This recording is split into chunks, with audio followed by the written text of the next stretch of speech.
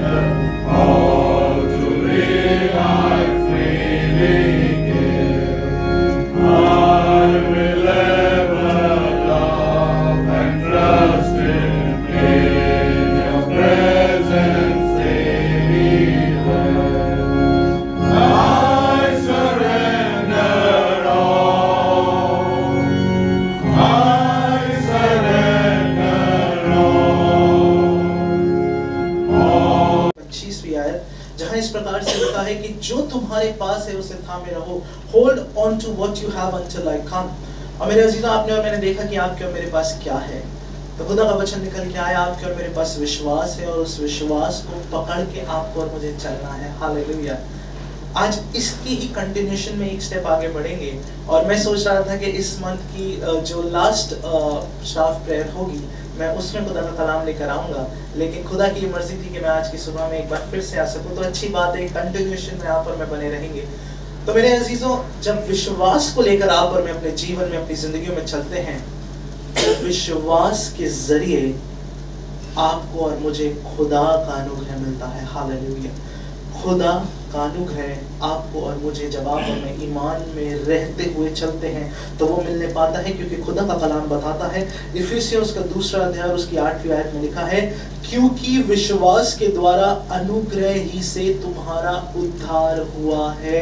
आपका और मेरा जो उद्धार है वो अनुग्रह से हुआ है, जो आपको और मुझे विश्वास करने से मिला है। So the first question which comes to our mind is, what is grace? ये अनुग्रह है क्या? मेरे अजीजों, ये अनुग्रह वो आपके और मेरे सच्चे जिंदा खुदा का एक भाव है, जिसके जरिए वो आपके और मेरे पाप जो बहुत हैं उनको हटाकर आपकी और मेरी सहायता करता है। It is a free gift of God that has been given to you and me. अगर आप और मैं सरल शब्दों में इसे समझने की कोशिश करें, तो अगर आपके और मेरे घर में किसी टीचर को आप और मैं जानते हैं, so when we appear for an exam or a student appears for an exam, so the teacher who checks the question, the answer sheet, उनको ये एक अथॉरिटी दी जाती है कि अगर वो बच्चा फेल हो रहा हो, तो आपके पास 5 मार्क्स एक्स्ट्रा उस टीचर को दिए जाते हैं to get that student pass. उस बच्चे को पास कराने के लिए आप उसे 5 मार्क्स एक्स्ट्रा दे सकते हैं, चाहे आप अच्छी हैंडराइटिंग के लिए दे दीजिए या किसी भी चीज़ के लिए दे दीजिए। And those marks are called grace marks. मेरे अजीजों, ऐसे ही आपकी और मेरी जिंदगियां हैं। वो पाप जो आपने और मैंने किए थे, उस खुदा ने अपने बेटे पर दे दिए, लाद दिए, उसको दे दिए। उस आपके और मेरे सच्चे जिंदा खुदावंद यीशु मसीह ने अपनी कुर्बानी देकर आपको और मुझे, मेरे अजीजों, पास कर दिया है। हालेलुया। ये अनुग्रह खुदा का आप पर और मुझ पर हुआ है।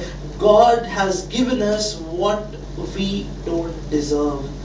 आप और मैं इस अनुग्रह के लायक नहीं थे। खुदा का कलाम बताता है, रोमियो उसका 3 अध्याय उसकी 24वीं आयत में लिखा है, परंतु उसके अनुग्रह से, उस छुटकारे के द्वारा जो मसीह यीशु में है, हम सेत में धर्मी ठहराए जाते हैं। उर्दू में बड़े खूबसूरत शब्दों में लिखा है उसकी मखलूक़ी से आप और मैं मुफ्त रासबाज ठहराए गए हैं। All are justified freely by His grace. और मेरे अजीजों, ये अनुग्रह जब आप और मैं खुदा के कलाम को पढ़ते हैं, तो पुराने नियम में नहीं है। बड़े ध्यान से सुनिएगा, आज बड़ी खूबसूरत बातों को आप और मैं निकाल के लेकर आएंगे। पुराने नियम को जब आप और मैं देखते हैं, तो एक व्यवस्था आपको और मुझे दी गई थी, there was a law, और उस व्यवस्था के अनुसार अगर आप और मैं चल रहे हैं तो अच्छी बात है। अगर कहीं ना कहीं आप और मैं चूकते थे, तो उसके लिए, सब बातों के लिए एक व्यवस्था थी, एक सजा मुकर्रर की गई थी। लेकिन खुदावंद यीशु मसीह जब आए, तो आपके और मेरे पाप जो बहुत थे वो हटा दिए गए, और आपको और मुझे अनुग्रह के सिंहासन में वो खुदा लिए चला है। खुदा का कलाम बताता है, यूहन्ना उसका 1 अध्याय उसकी 17वीं आयत के अंदर, व्यवस्था तो मूसा के द्वारा दी गई, लेकिन अनुग्रह और सच्चाई खुदावंद यीशु मसीह के जरिए आई है। The law was given through Moses, but grace and truth came through Jesus Christ. और मेरे अजीजों, ये खुदावंद यीशु मसीह के जरिए हुआ है कि आपको और मुझे ये अनुग्रह मिला है, और ये अनुग्रह विश्वास के द्वारा आपको और मुझे उद्धार की ओर ले चलता है। खुदा का कलाम बताता है, रोमियो उसका 5वां अध्याय और उसकी 20वीं आयत में लिखा है, व्यवस्था बीच में आ गई कि अपराध बहुत हो, परंतु जहाँ पाप बहुत हुआ वहाँ अनुग्रह उससे भी अधिक हुआ, कि जैसा पाप ने मृत्यु फैलाते हुए राज्य किया, वैसा ही हमारे प्रभु यीशु मसीह के द्वारा अनुग्रह भी अनंत जीवन के लिए धर्मी ठहराते हुए राज्य करे।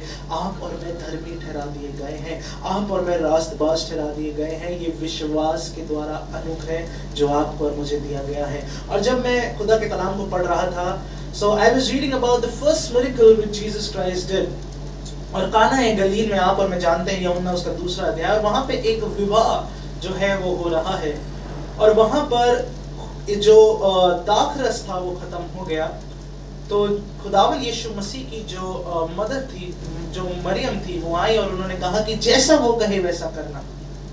तो वहाँ पर 6 घड़े रखे हुए थे और खुदावंद यीशु मसीह ने कहा कि इन्हें मुंह पानी से भर दो। ध्यान से सुनिएगा।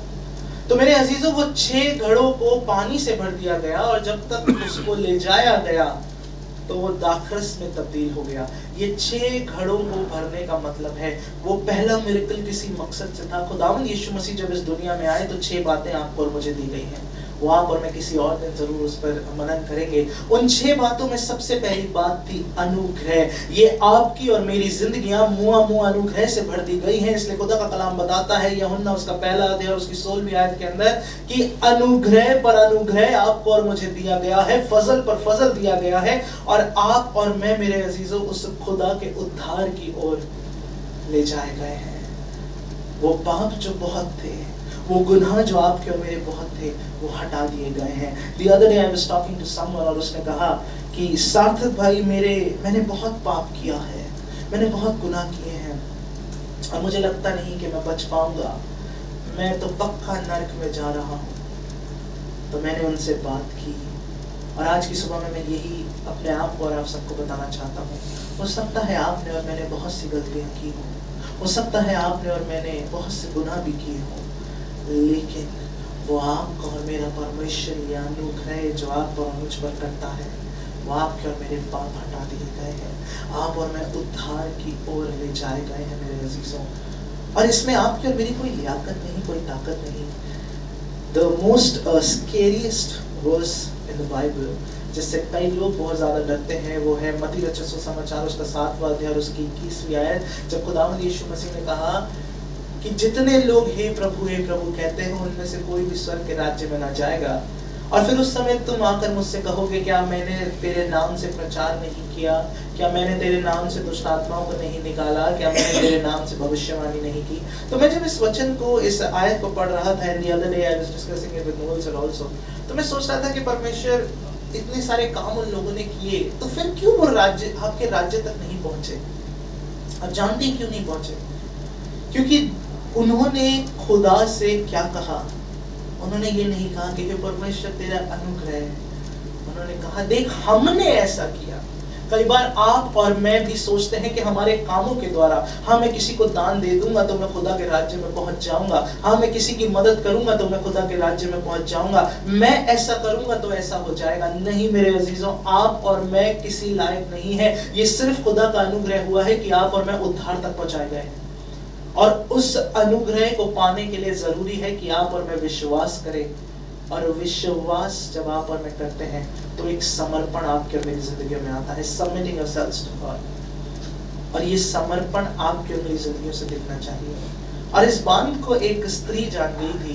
जब खुदावंद यीशु मसीह एक फरीसी के घर बैठे थे भोजन करने के लिए, लूका रचित सुसमाचार उसका 7वां अध्याय उसकी 36वीं आयत जब आप और मैं पढ़ते हैं, तो वहां पर एक स्त्री का जिक्र है जो है मरियम मगदलीनी, जो मगदला नगर की रहने वाली थी। और वो आई और आंसुओं से खुदावंद यीशु मसीह के पांव को भिगोने लगी और इत्र डाला और अपने बालों से पोंछने लगी। ये जताता है समर्पण को। ये समर्पण है मेरे अजीजों। एक स्त्री के लिए उसके बाल जो होते हैं वो उसकी शोभा होती है। But she gave all that she had to Jesus. आप और मैं शायद जो सबसे खराब होता है ना वो देते हैं। एक घर में मैं गया तो वो कहने लगे कि ये हमारा बेटा तो बिल्कुल भी नहीं पढ़ता और पढ़ाई में भी बिल्कुल अच्छा नहीं है, ये दूसरा वाला तो बहुत अच्छा है, तो इसको तो मैंने सोचा है कि IAS बनाऊंगा, ये अगर कुछ नहीं कर पाया तो पादरी ही बना दूंगा। आप और मैं अपनी जिंदगी का बेस्ट खुदा को नहीं देना चाहते, ये समर्पण नहीं है, ये विश्वास जताना दिखाना नहीं है। जब आप और मैं विश्वास में चलते हैं तो अनुग्रह के सिंहासन में वो खुदा आपको और मुझे ले चलता है। और मेरे अजीजों, ये अनुग्रह आखिर आप पर और मुझ पर हुआ क्या है? खुदा का कलाम बताता है 2 कुरिन्थियों उसका 8वां अध्याय और उसकी 9वीं आयत के अंदर लिखा है, He was rich, yet for our sake he became poor. वो तो धनी था लेकिन आपके और मेरे लिए वो गरीब बन गया, so that by his poverty we might become rich. वो आपको और मेरा सच्चा जिंदा खुदा जो बिल्कुल पाक साफ था, उसने आपके और मेरे गुनाह अपने ऊपर ले लिए और अपनी वो मेरे अजीजों पवित्रता आपको और मुझे दे दी ताकि आप और मैं रास्तबाज ठहराए जाए।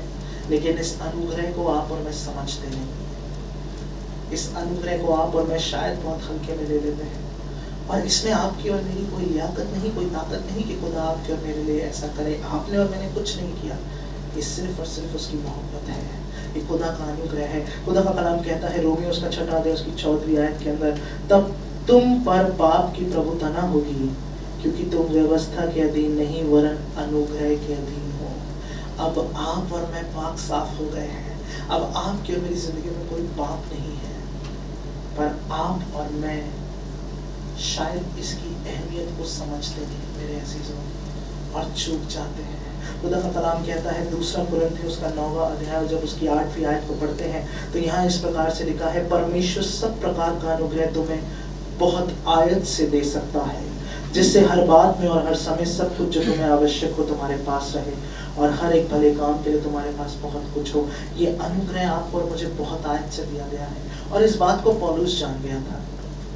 और वो पौलुस मेरे अजीजों जिसने बहुत गुनाह किए थे, जो पहले शाऊल भी कहलाता था।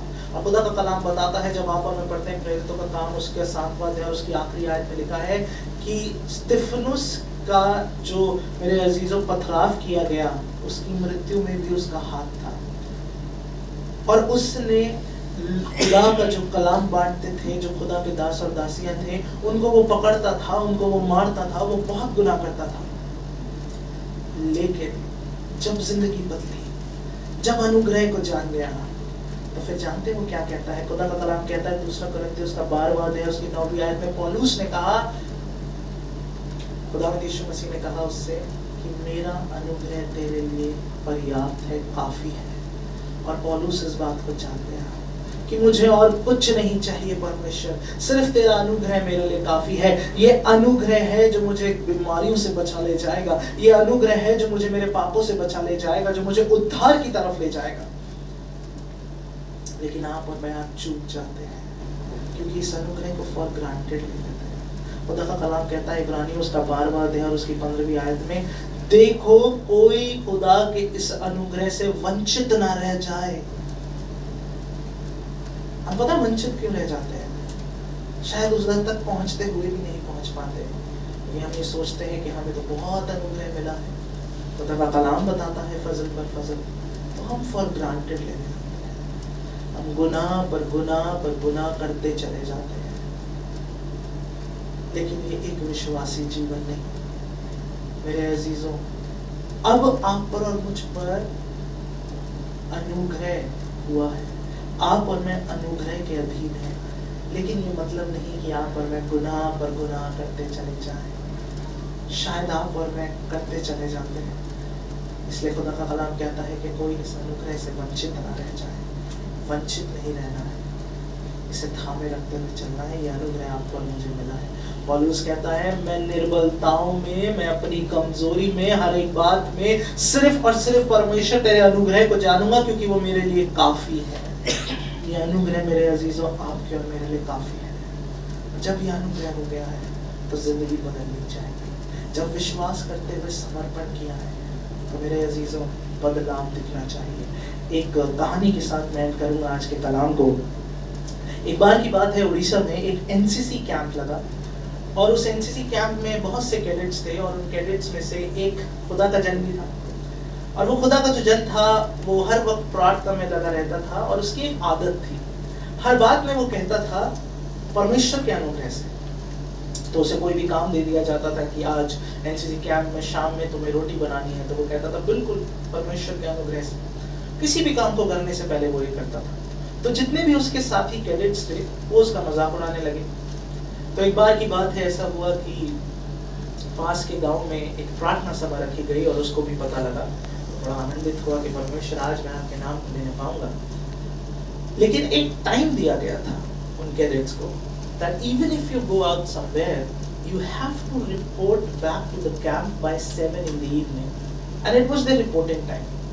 तो उसने सोचा कि प्रार्थना सभा 4 बजे की है, मैं पास ही में है, जाऊंगा और 2 घंटे की भी हुई तो 1 घंटे का समय मेरे पास होगा तो मैं वापस आ सकूँ। तो वो चला गया। मेरे अजीज़ों, ऐसा हुआ कि बहुत तेज आंधी आई, तूफान आया और बहुत तेज बारिश हुई और थोड़ा जंगल का एरिया था, तो वो लेट हो गया आते हुए और वो रास्ते में चलते हुए तेजी से भागते भागते जा रहा था। इतने में कैंप पर क्या हुआ, जो उस एनसीसी कैंप का लीडर था, हेड था, वो सरप्राइज चेक के लिए उस दिन आ गया और उसने सब कैडेट्स को बाहर बुलाया, that your attendance will be taken. और सारे लोग एक लाइन बना के खड़े हो गए और जो प्रोटोकॉल होता है उसे फॉलो करने लगे और अटेंडेंस वो लेने लगा। तो इतने में सब लोग कहने लगे, एक नहीं आया है आज, तो वो गया खुदा के अनुग्रह से। सब मजाक उड़ाते थे उसका। तो इतने में उन्होंने देखा कि एक मिसिंग है, टाइम भी ज़्यादा हो गया है। तो उन्होंने कहा वेयर इज ही? उन्होंने कहा सर वो एक्चुअली पास में एक प्रेयर मीटिंग है, वो अटेंड करने के लिए गए हैं, सो आ रहा होगा सर। कहने लगा बट डिसिप्लिन इज डिसिप्लिन। इतने में वो ये बातें कर ही रहे थे, वो भागते भागते आया और वो देखने लगा कि अटेंडेंस चल रही है। वो गया अपने सर के पास, सर उस पर चिल्लाने लगे, where were you and this is indiscipline.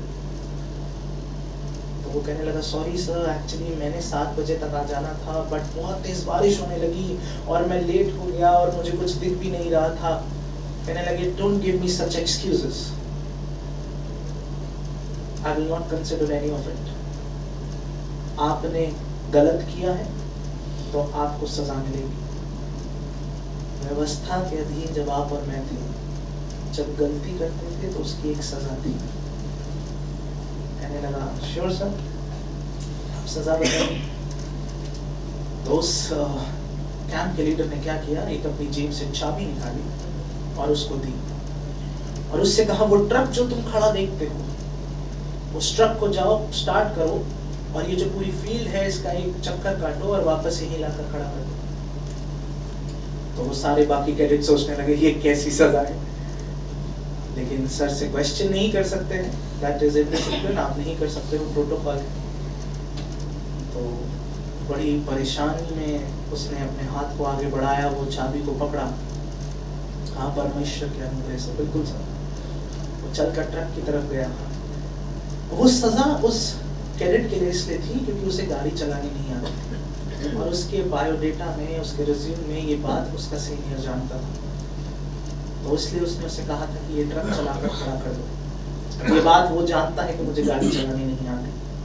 तो वो गया, उसने ट्रक के दरवाजे को खोला, उसने कहा परमेश्वर तेरे अनुग्रह से। ट्रक में चढ़ा, बैठा, चाबी लगाई और ट्रक के गेयर्स भी बड़े अलग होते हैं। तो स्टार्ट किया, ट्रक को चलाया, एक राउंड कटवाया, वापस लाकर खड़ा कर दिया। उसने कहा धन्यवाद परमेश्वर। नीचे उतरा, आके चाबी अपने सीनियर को दी। सीनियर कहने लगा हाउ इज दिस पॉसिबल, तुमने ये कैसे किया? कह रहे सर पता नहीं। कह रहे no I am not joking, ये कैसे हुआ, ये कैसे किया तुमने? तो बाकी सारे कैडेट्स भी परेशान हो गए कि सर क्या ही कर दिया इसने सर। तो एक ने बड़े डरते डरते पूछा सर कोई बात नहीं, ट्रक चलाना था सर, चला दिया। तो वो कहने लगे नहीं, इसको तो ट्रक चलाना आता ही नहीं, इसको गाड़ी चलानी नहीं आती, इसने ट्रक कैसे चला दिया? कह रहे कोई बात नहीं सर, चला दिया होगा अंदाजे से, क्या ही बड़ी बात हो गई। कह रहे जस्ट फॉरगेट दैट, इसने कैसे चलाया ये ट्रक? तो वो सारे बड़े परेशान हो गए कि ऐसा क्या कर दिया इसने जो सर इतना वो कर रहे। कह रहे ये हो ही नहीं सकता। वो कहने लगा सर मैं सच में परमेश्वर के अनुग्रह से चलाया है। वो सबको ले गए, कहने लगे आओ। एक को बोला जाओ ट्रक के बोनट को खोलो। मेरे अजीजों जब ट्रक के बोनट को खोला तो उसमें इंजन नहीं था। वो सजा उसके लिए इसलिए थी क्योंकि उसे किसी भी तरीके से उस ट्रक को चाहे खींचे चाहे कुछ भी करे, एक राउंड कटवा कर वहीं खड़ा करना था। लेकिन परमेश्वर का अनुग्रह जब आपकी और मेरी जिंदगियों में होता है तो बंद ट्रक भी चल जाते हैं। हालेलुया। जब परमेश्वर का अनुग्रह आपकी और मेरी जिंदगियों में होता है तो जितने भी गुनाह आपने और मैंने क्यों ना किए हो, खुदा उनसे आपको और मुझे पाक साफ करके उस उद्धार के सिंहासन में लिए चलता है। परमेश्वर के अनुग्रह को अपनी जिंदगियों में बनाकर रखिए मेरे अजीजों, इससे वंचित आप और मैं ना हो जाए। यह अनुग्रह आपके और मेरे लिए काफी है। काफी है कि आप और मैं निर्बलताओं में भी आनंदित रहें, काफी है कि आप और मैं दुर्बलताओं में भी चलते रहें। ये खुदा का अनुग्रह मेरे अजीज बना कर रखिए। ये आपको और मुझे दिया गया है, आपको और मुझ पर हुआ है। आज की सुबह में खुदा आप सबको बहुत बरकत दे। खुदा में बने रहिए और हर एक बात में सिर्फ उसे महिमा मिलने पाए। God bless us all. प्यारे प्यारे यीशु, तुझे